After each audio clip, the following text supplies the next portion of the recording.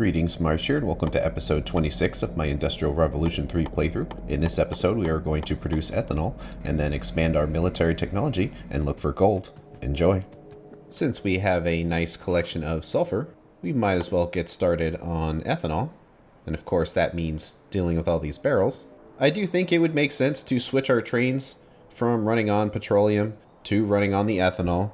The energy content and the acceleration is otherwise the same. However, the ethanol would be an unlimited resource that would come from trees and sulfur, which essentially could be made unlimited from our derrick here. Whereas the petroleum is an oil product, so it would be slightly better if we powered our trains on that. Not to mention it would be a good dump of sulfur, because you do need to figure out how are you going to get rid of extra sulfur. Of course, you could make the military science packs, which is an easy way of getting rid of it. And cliff explosives too. However, you really don't want to vent it. It's not really a pollution problem. It's just that you can use the sulfur for things, so you might as well put it to use. Ultimately, it would just be wood chips, which comes from wood. We add sulfuric acid and we get ethanol. So it's pretty straightforward to make. And it looks like our research has caught up. We could do some of this military research here, but that would require the explosives packs, and I kind of don't want to do that. And right now, the next gating resource that we need to handle is gold, so we can go into electronics here. And one problem with gold is that we haven't actually found any yet. So that's kind of a problem, that we're going to need to wall off our base, yes, but also we need to just find the gold so we can figure out where the wall needs to be. So that's an issue we're going to have to deal with.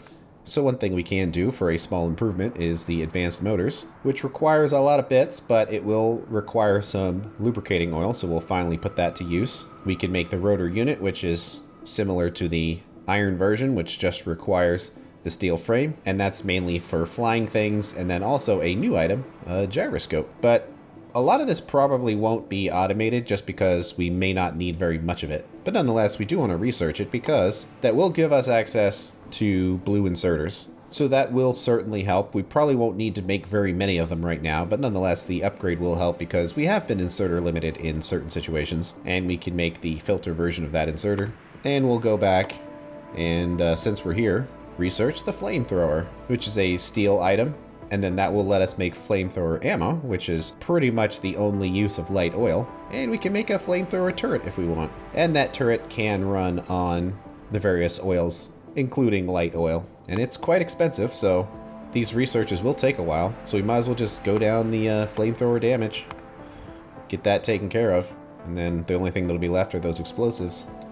So we'll let that go for now. Research is taking longer and longer, so we kind of want to constantly research stuff, as long as it's not overloading us. To make ethanol, it's pretty straightforward. However, we need to figure out how much we want to make, because there's a couple limiting factors. One is the rate that we get sour gas, and the amount we get kind of depends on what the patch currently is, and it kind of varies.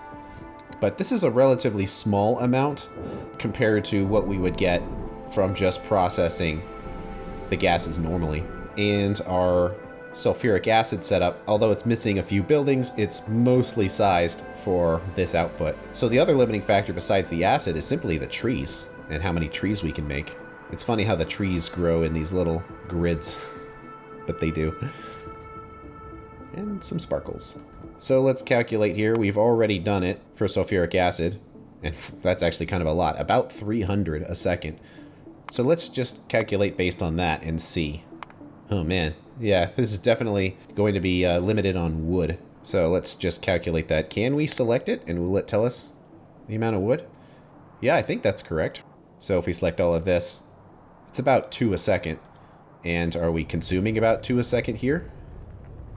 Yeah, it's about 3 because we do dump wood from our construction into here. So that makes sense. We probably won't be able to get rid of the charcoal kilns just because what happens if we don't have the sulfur, but we do have the wood? We'll still want to turn it into charcoal, but we'll see. We probably want to calculate this in the same way, where it's based on 3 per second. And yeah, you can tell that these numbers are completely crazy. So if we're using our entire wood output, we would only need a few plants, and it will make 30 ethanol a second, which isn't nothing. It seems like this is going to be no trouble at all to basically make this consistently. So we might want to build this in such a way that it is expandable in the future. And if you see, based on these numbers, this is a 2-to-1 ratio. And it's weird how it's 31, but you can definitely see we have a ratio, and doing 62 would give us a 5-to-10, and we might as well. And this is generating fuel, which means using the efficiency modules is especially important. Although it's generating fuel, this is actually less efficient than just making charcoal. That when you process the wood chips into ethanol, it's going to be the same amount of energy compared to making charcoal. So you're not really gaining anything. However, the ethanol is useful like for vehicles as an unlimited fuel. Also, burning ethanol is more convenient if you do it in a petrochem generator compared to doing on a steam engine, which requires water. The main reason for doing ethanol is that later on you'll be able to do more with it. For example, you can turn natural gas into ethanol, and then later you'll be able to turn ethanol directly into plastic and rubber, as well as mix it with petroleum to make high-octane fuel, which does increase the energy content of the fuel. So it's not critical that you do it now, but it would be nice to have it ready for when we need it. And since it's a relatively small build, it kind of makes sense that we just take care of this now. And we can do this anywhere, but we might as well do it next to where we're processing wood and just send the sulfuric acid up a little higher, because we were already setting it up here. And we've cleared the trees out, and now we have lots of concrete to walk on. So how about we put it all the way back here just to make it a little easier. Plus we can keep this belt in the exact same spot, where we can put one of these on each side, and then this. We do kind of need to make a pattern that repeats, where it's kind of like that. Another one.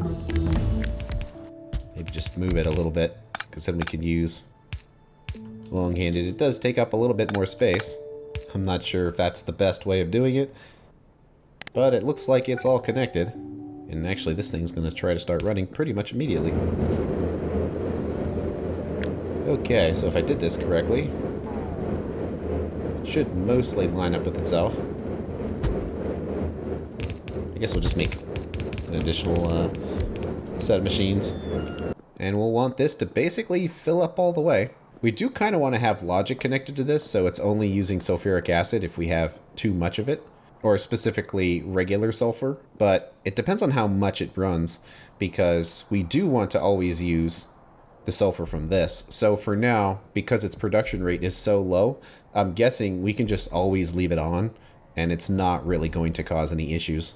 So we need some water, and luckily it is right here. And it looks like I got some of these pipes set up wrong. Unfortunately, there's sulfuric acid in these pipes, so now let's move this tank around so we don't have to spill it. There we go. Pump out the sulfuric acid, of which there isn't very much, and some wonderful purple smoke. And we don't really want the dump to be here anymore. It needs to be further back. Basically, any wood that makes it further than that point can be turned into charcoal as required, and that will unload a ton of wood. Come on. And there you have it. There you go. So this is quickly creating ethanol. And how many generators are we going to need? Well, select everything, and it's 75, so half of that. So if we had, say, 40 generators, that should be enough for the ethanol. And it looks like it's not fast enough, but that's just because of all this wood here that eventually it will get through it. And we need a setup. It would probably be something very similar to this, just 2 sets of them. So we put them over here, which will give it the ability to expand if it has to. And close enough so the wires reach. And we need an overflow valve, which we'll put right here. And there we go, overflowing. Which means now we are making power from ethanol. However, the main reason that we're doing this is because we want to put it into barrels, which means we're basically not going to need these canisters anymore. In fact, if we search them, the only thing we can put in them is steam and petroleum. So at this point, we don't need to make them, we don't need to fill them, and we basically won't need to empty them either. Okay, well, we'll switch this over to making the barrels, and the cool thing about making barrels is the recipe is essentially the same, where it was 1 copper plate and rivets, to 2 iron plates and rivets, to now 4 steel plates and rivets. So essentially, nothing changes, except for perhaps the ratio. let's check it out. Well, it's definitely super short on plate machines, not that we're going to need that many of them. And hopefully that's fast enough. This one, we're going to need empty barrels. And we're really not going to need that many of them, because the energy that each barrel holds is 24 megajoules. That's quite a lot. So I'm guessing we probably will only ever need to have like 10 of them in here. And it runs and seems to be fine. It made our barrels very quickly. Well, since we're at this point, we're not going to need the petroleum canisters for anything. Now we're actually going to want to have ethanol barrels, which means if we ever find ourselves with the canisters, they need to get ground away too. Because there's so many of them, we might as well just throw them in there to get processed. And we probably have some steam ones sitting around. So how's it going up here? Well, it's completely full, because we can't burn it fast enough.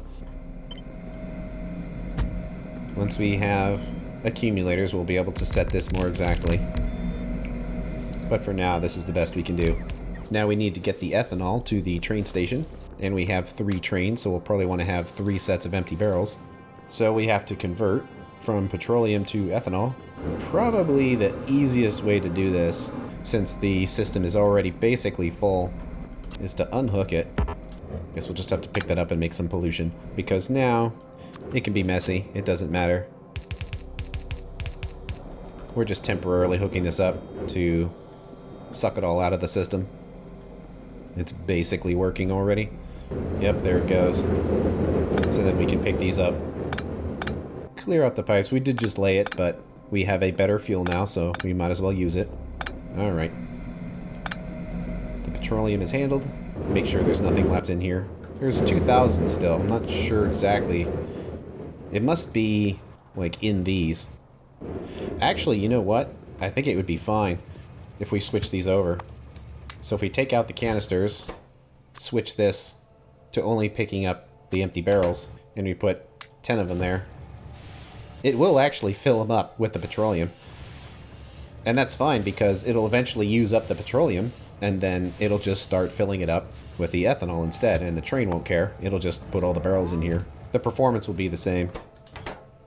And the reason why we're just doing 10 is because the fuel quantity is so high that having 240 megajoules of fuel capacity in these trains is perfectly fine. We do not need more than that. And also, we kind of need to do the same thing here, except it'll be automated. So we step over there. It's filling up those barrels, although in our case, we actually don't care about that. But actually, let's set it to emptying. Because then it is getting sucked into these other ones as well. Okay. So we'll delete that. It creates 1.5 pollution. Now we'll put those in there, but it's going to have to wait, because now we need to get the ethanol in here. So we're going up. Luckily there's no mines in the way anymore. So we hook in the ethanol. It's filling up ethanol barrels here. And it just so happened that there are no barrels left in any of these, so the trains will have to run a little bit. But I suppose we can test it, perhaps using this one, because it is close to being done. And of course it puts the empty canister in there because it had one left, so we're going to have to clear those out.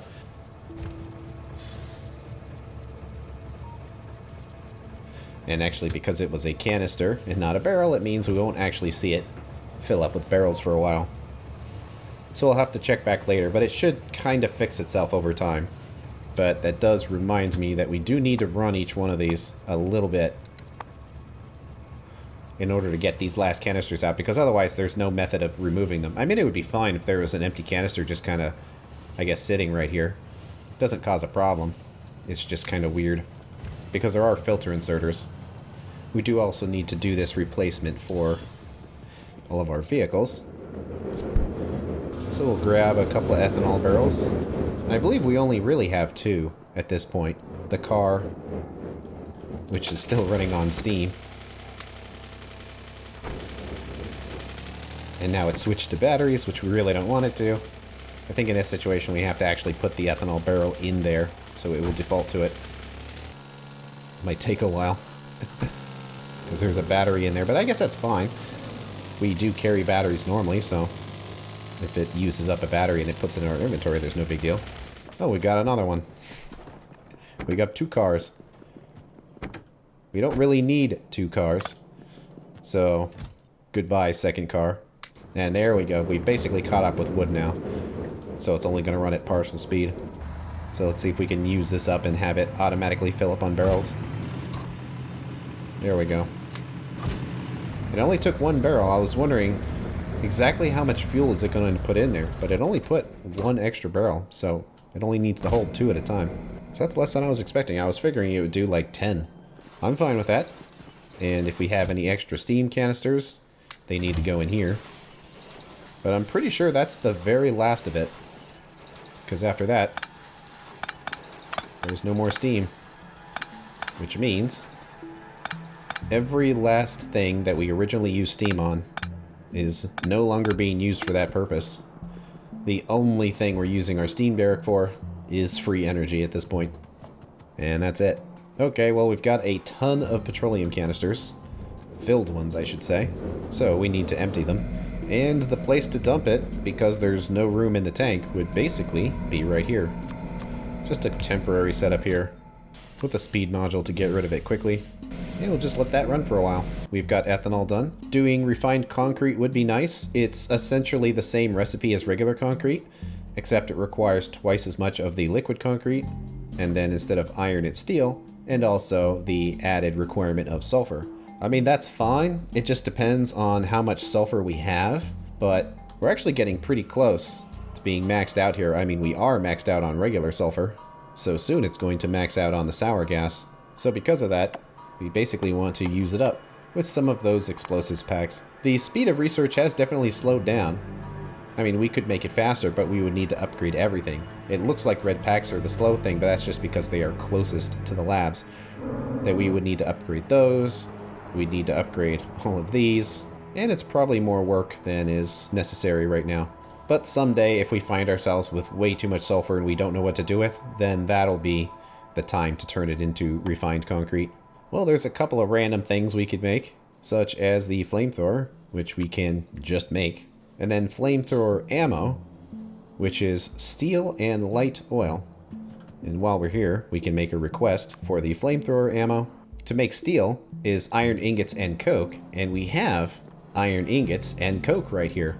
And it's not like we're going to need to make flamethrower ammo that fast. So it might be kind of weird, but how about we just put an electric furnace just right in here somewhere and just make the steel locally. And let's take care of the rest of our petroleum canisters. But we just want to make use of whatever resources we so happen to have here, rather than making things more difficult than they have to be. So it's making the steel.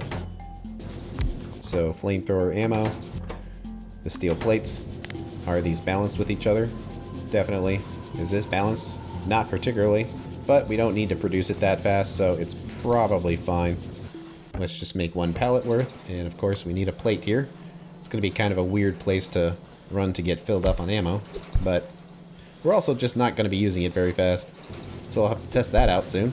But we are now using our explosives again, and everything else should be running as well because we are starting to use up some light oil. Looks like this is all cleared out, so that'll be the end of our canisters. There's also medical packs. I don't know exactly how much of this stuff we're actually going to want to make. So I kind of want to hold off on it because it's got a lot of weird items. Could we do that any easier? Well, plastic is right here. Rubber is here. We have open space. And also ethanol would be reasonably close by. And steel is also here, so maybe not. Maybe we could just make it right here. It is a little messy to send a belt coming through here. But also it works. The ethanol goes down, and now we're making repair packs. Let's make yet another request for something. Our inventory is getting very full. I don't think we can really remove any of this right now because we kind of need all of it. And it stopped. Because steel rods... cannot put it here. However, we could right here. So the main disadvantage of the medical packs is we can only use them 1/4 of the time compared to fish. They do heal more than fish, but they don't heal 4 times as much. So we'll have to give it a try, but the convenience of the medical pack is it is something we can manufacture rather than fish that we have to go find. So that is an advantage. I think we can skip on the grenades for now because we kind of don't need them. Reinforced steel walls, we'll certainly want to make those. And we probably should now because we're not that far away from building a giant wall. So we would want to get that process started. We're not sending the stone or anything here. However, we are already making the walls. So it wouldn't be that big a deal to just send the steel over to where that's being done. You can see that our sulfur is quickly running out because we're using it for research. You put another machine here, making the walls. And actually, because of the way this is set up, we could just put steel on this one belt and just kind of snake it through. It's very organic looking, but I'm pretty sure that gets the job done. So we can do something like this. So it would have been better if we put this over here next to these, but we didn't actually have these on a belt, so it really wouldn't have been particularly clean. Plus we would have had to get stone over here as well. There we go. Making the reinforced steel walls, and we can kind of compare them. Where the regular wall has a health of 250, the reinforced steel walls is 1250. So actually, let's test this out. Where blowing through a regular wall, well, forgot, because it shoots over it. Can we even directly target it? Well, I guess another thing we can do is, well, hopefully we don't die, is see what it does when we crash into it with a car. And also turn off the robots. We like rammed into it. And it's like we're doing some damage. We did like 20 damage to that. But if we ram it this way, we really gonked it. And it really didn't do that much damage. So, because of the combat mechanics, I guess just trust me. The numbers being higher is better. And that's how numbers work. Or at least in Factorio. Big numbers equals better. Actually, we're probably going to need way more than just a few walls. This is going to be extremely expensive because each wall segment is 10 steel. So it's very expensive. But it's not like 300 walls that's going to get the job done. We're going to need an incredible amount of walls. So we'll just let this keep going for a long time. Well, one other thing we unlocked is the fast inserter, which requires a bunch of stuff. And the question is, do we want to automate that, or are we just going to handcraft it? Well, we have pistons and we have steel beams. We do need the pistons. We would need to make the motors. We can make the steel rods easy enough, and we would need circuits. And the circuits are over here. They would just have to be sent a long way, but we could. So we might as well automate that.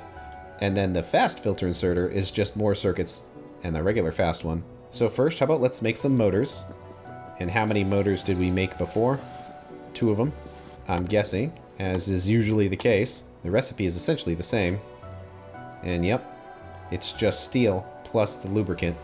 And in fact, you kind of see basically the same thing happening with inserters too, where the recipe is essentially the same. It just requires more pistons and more rods. So actually, a lot of this is going to be very similar. In fact, I think we can just kind of take everything. It's nice that we don't have to worry about the cliffs anymore. And I believe it would basically go right here. It is going to kind of immediately fire up, which is bad. So I think we have to pick that up and dirty up our inventory. And we do have these rotor units and gyroscopes, but until we're actually using those for stuff, I don't think we need to worry about making them. Let's see, did what we built before be anywhere close to what we need now? Yeah, it seems like it, that it's basically perfect. So if we hook this up, it should basically go, except for the lubricant, of course. And it is going. It's nice to find a use for the lubricant. So we are using everything that we spent so much work making. We're definitely at the point where chemicals are going to be going everywhere. And I see that we are completely out of the sulfur. So we are just making it as we can, and it's going into explosives. And we actually don't have a slot for it, which is a little annoying because we ended up kind of running out of space for stuff. But I think there is one more slot that will not impact these buildings down here. And hopefully it doesn't go over anything else.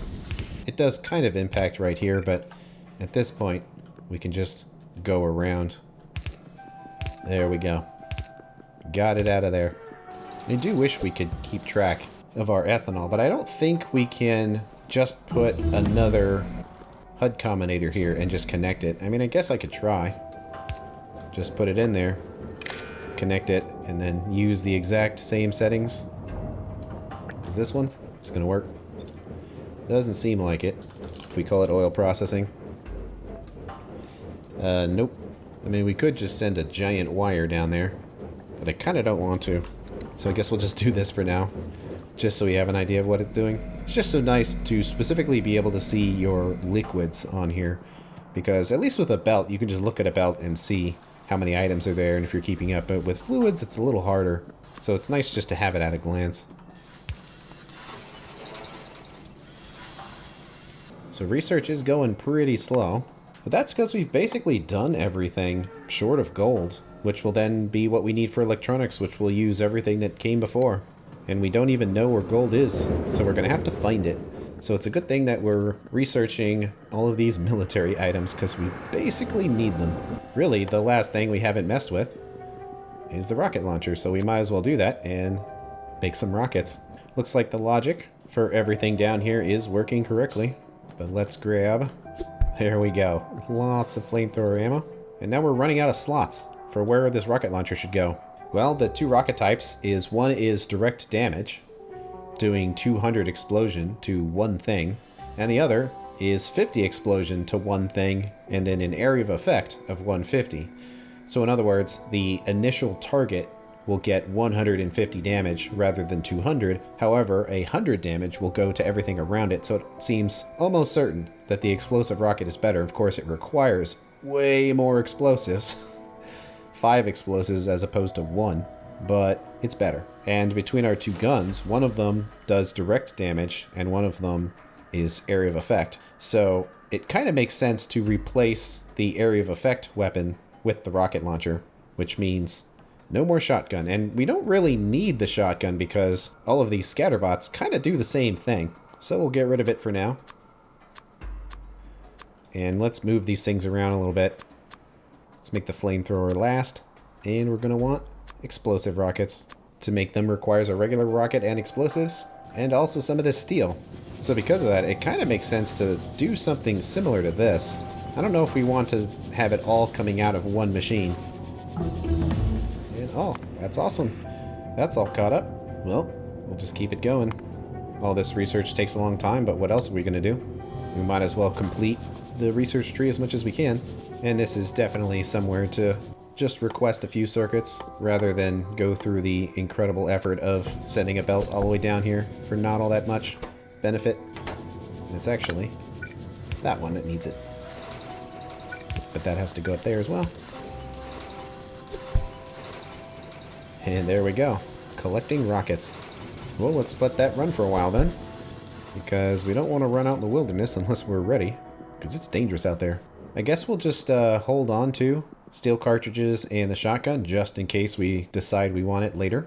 And given the choice between the car and the heavy roller, we should probably take the heavy roller. Specifically because it just chops through trees as you run through them rather than us constantly getting blocked if we use the car, even though the heavy roller will take longer to get there.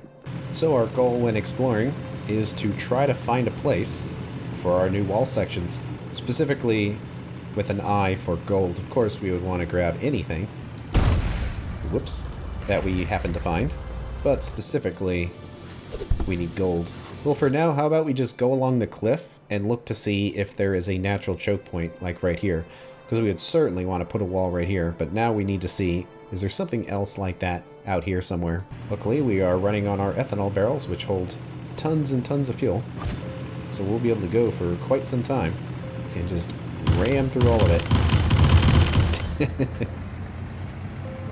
Nice and easy. Any other ore patches we find, like this big iron patch from our previous exploration, will certainly be nice, but not really required. And we should probably avoid fighting unnecessary biters, just because we don't need to. They'll generate additional biter evolution, but there's some oil right here, and man, that is a lot of swamp. Definitely seems like this is kind of going somewhere. Well, at least it's shallow water, we could drive through it. But that's basically the end of the continent right here. which is fantastic when it comes to building walls, which means we're just going up here now. There are going to be biters in the way. Do we even need to help when we have all those robots? Well, let's try the rocket. Yeah, it's pretty good.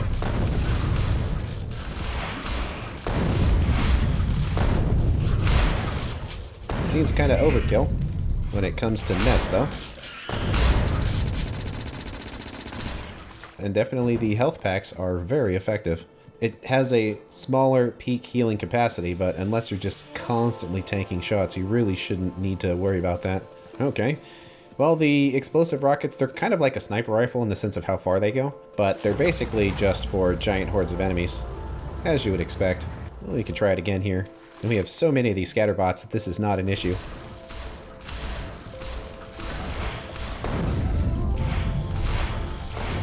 And you also have to be careful to just kind of not waste them. Because it is easy to launch a lot of rockets quickly. Yeah, so we're at 44% biter evolution, and it seems like we are well ahead of the curve as far as our ability to fight the biters. Which is good. You don't want to fall behind the curve. Then you will be incapable of expanding. Okay, we got some copper right here. Not that we were looking for it, and well, that's a big nest. But it's also kind of in the way of our exploration, so let's do it.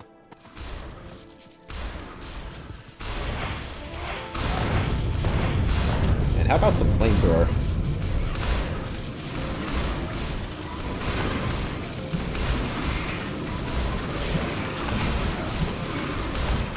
Probably should be careful while I'm walking, because I'm actually taking a lot of damage.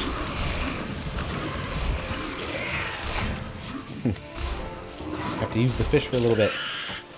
Yeah, using the flamethrower and walking forward is not the smartest plan. Should walk backwards when using the flamethrower. Especially when we have all these robots that are essentially doing all the work for us. Alright, we've got a small patch up here, but it's not what we were looking for. It's not gold. And can barely even see it. It's on the map. But let's clear this out to prove that it's there. It's very tiny. But we have a uranium patch. And how much are we talking? 31k. That is quite small. Well, there is some gold there. Fortunately, it's right next to everything else. That's not great. But we found it, so potentially just doing a wall right up here would work.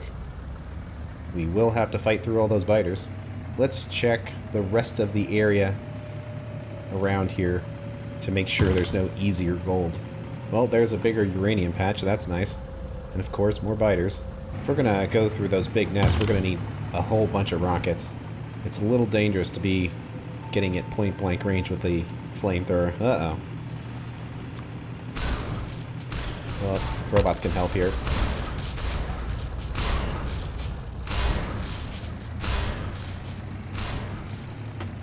I can fight those ones.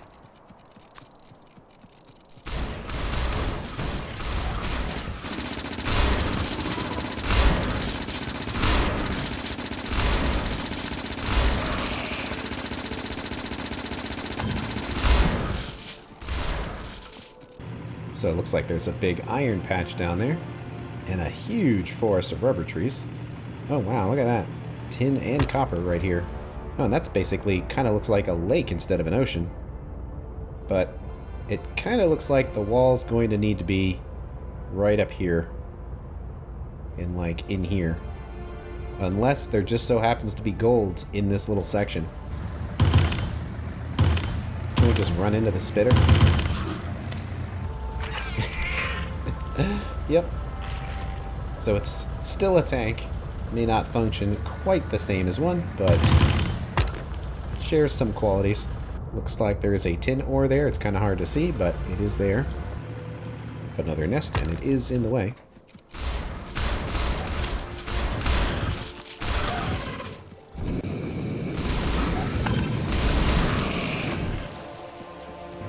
And there's a copper patch right there. I don't want to get too close to those, so I guess we're going through trees.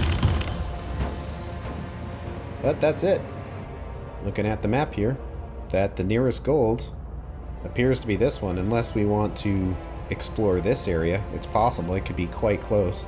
I suppose we should, because I really don't want to have to take out all those huge nests if we can avoid it. And there's kind of a lot of nests out here, so we can't really explore too much. I just don't want to build a huge wall on the other side if there's some convenient gold nearby somewhere. So many biters. I really don't even want to go that direction. That is a very strange cliff. It's like a perfect line. It's not looking like there's anything out here. It's actually pretty sparse. So I think we found our gold. It's just quite far away, and it's going to require a great deal of rockets. Let's see how many rockets we've been making since we've done our exploration to see if the rate is okay or if we need to crank it up a bit. Let's just drive on the train track, no fear. So how many rockets did we get? 76. I mean, that's fine, but we can double the speed of this pretty easily. So that should help it go a little faster. Awesome. Kind of surprised we've made that many steel analysis packs already. We've been pumping them out basically non-stop ever since we started making steel. And that's the end of this episode. On the next one, we are going to build a giant wall and then start mining some gold. Thanks for watching. I'll see you later.